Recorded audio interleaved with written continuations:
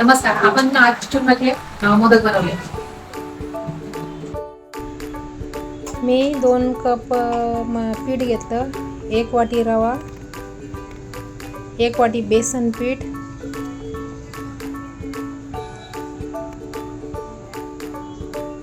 सगळं एकजीव करून घेतलं. पीठ मळून घट्ट त्याचे असे मुटकळे बनवून घेतले. सर्व पिठाचे मुटकळे बनवून घ्यायचे असे.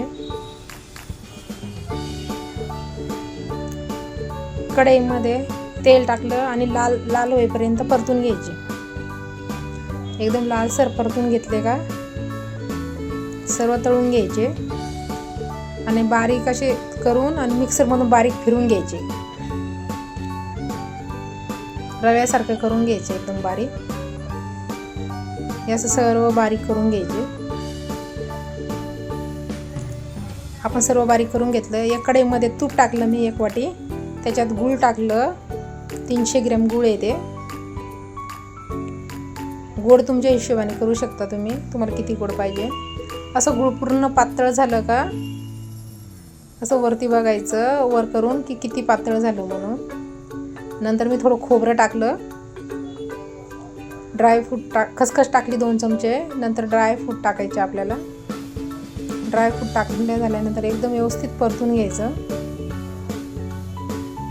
परतून झाल्यानंतर जे आपण मिक्सरमधून काढून ठेवलं होतं रव्यासारखं ते पुरण त्याच्यामध्ये हे सगळं ओतायचं. सगळं एकजीव करून घ्यायचं. पूर्ण एकजीव करून घ्यायचं.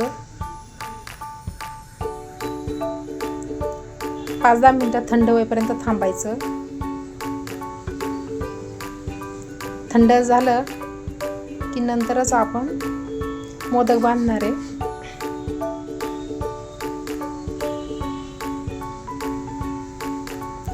असे छान मोदक बांधून घ्यायचे.